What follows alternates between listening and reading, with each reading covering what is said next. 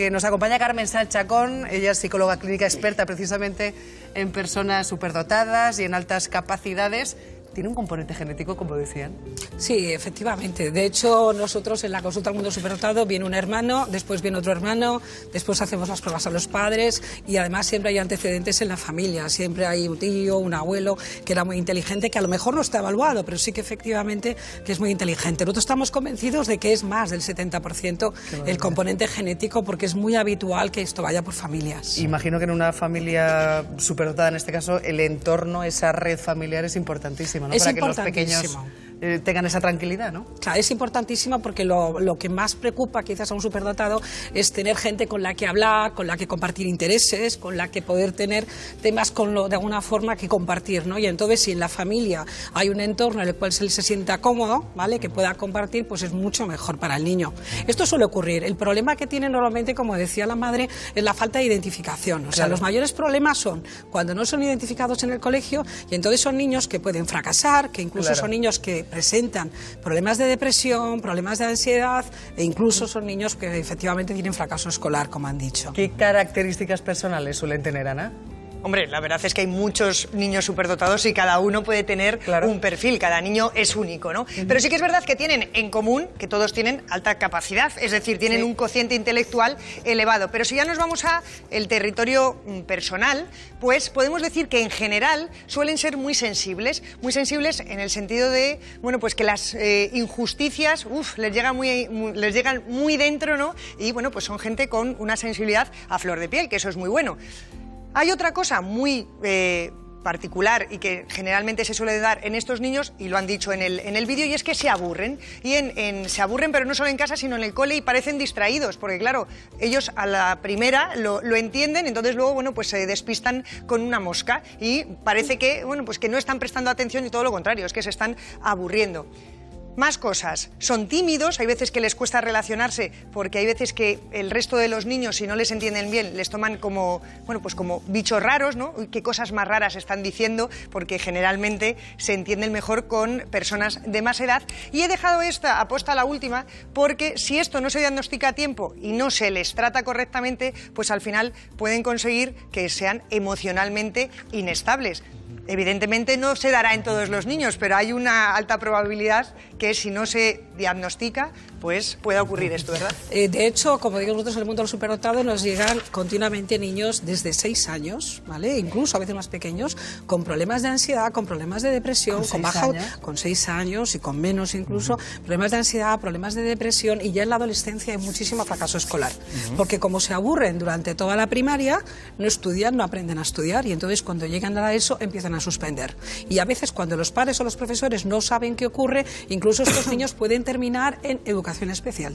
Y en cuanto a lo que has dicho del tema de que son distraídos, muchas veces también se les confunde con déficit de atención. Como además somos hiperactivos mentales, esto nos lleva a diagnósticos erróneos en muchos casos de TDAH, de hiperactividad.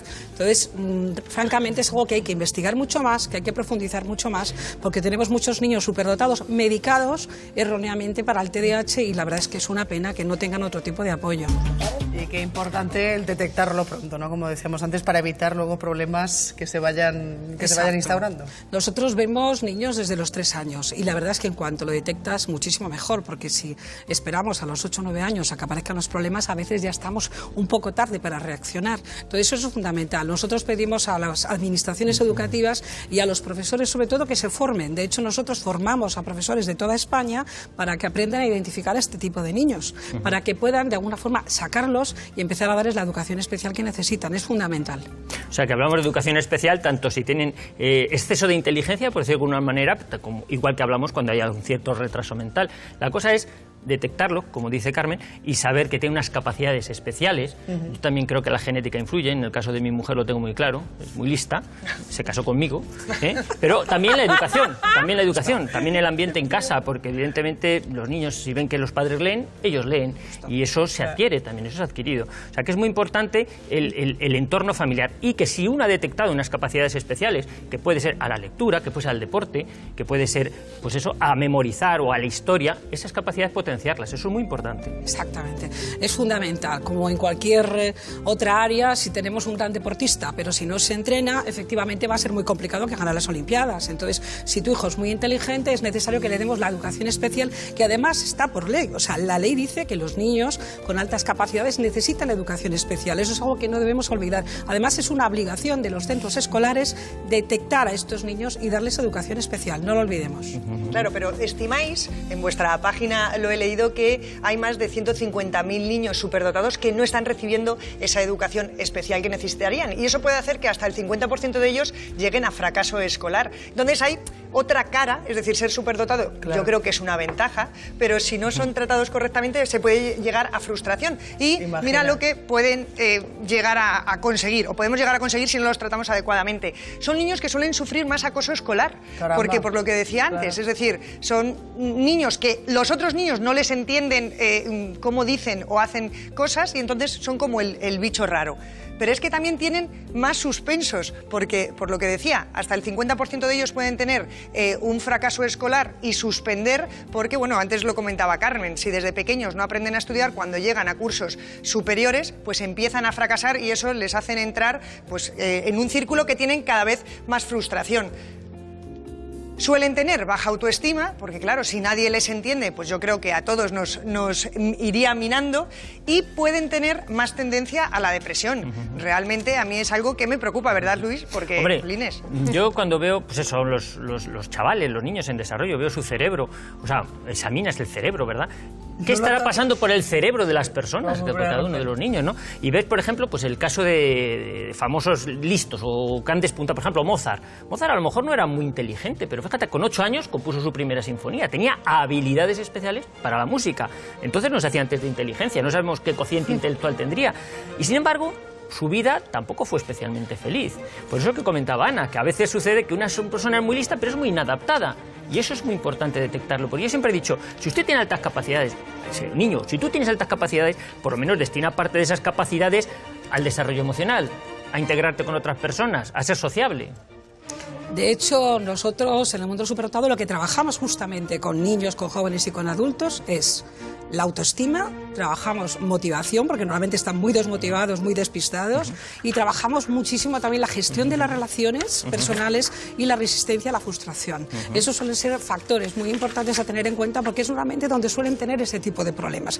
De hecho, nosotros nos hemos especializado en terapia para este tipo de niños, jóvenes y adultos, y esas son las 4 claves. Baja autoestima, como digo, falta de motivación, problemas con las relaciones con los demás y baja resistencia a la frustración. Si les apoyamos emocionalmente y además les damos la educación que necesitan, que normalmente consiste en subirles de curso un mínimo de 2 años, propongo a lo largo de la etapa escolar, si son 3 años incluso mejor, ¿vale? De hecho la ley permite 3 años. Yo recomiendo a los padres, si tiene un niño superdotado, entre los 4 y los 6 años que le suban 1 año, luego que le suban 2 hasta los 10 años y en la ESO el 3er año.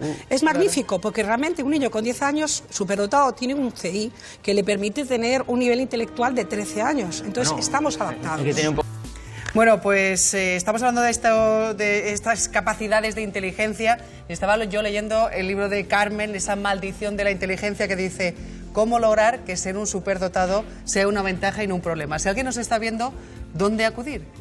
Bueno, si alguien tiene duda respecto a las capacidades de su hijo, lo primero es acudir al centro escolar y pedir que le hagan la valoración en el propio centro. ¿Qué ocurre? Que a veces esto es lento, tarda mucho, entonces lo que recomiendo, lógicamente, es ir a un centro privado. Si puede ser de especialistas, como el nuestro de Mundo Superdotado, para que hagamos una valoración. Entonces trabajamos tanto con niños, pero también me gustaría hablar de adultos, ¿vale? A nuestro centro llegan muchísimos adultos con problemas de baja autoestima, de depresión, con problemas laborales. Entonces, desde la Fundación también intentamos convencer a los directivos de las empresas y a los seleccionadores de recursos humanos, incluso con talleres que hacemos, para que aprendan a distinguir los superdotados en las empresas. Cada empresa tiene un 2% de superdotados, claro. Un 2%.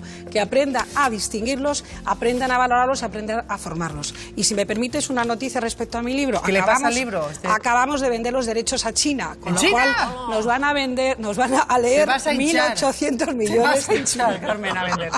Bueno, que muchísimas gracias por acompañarnos. Gracias.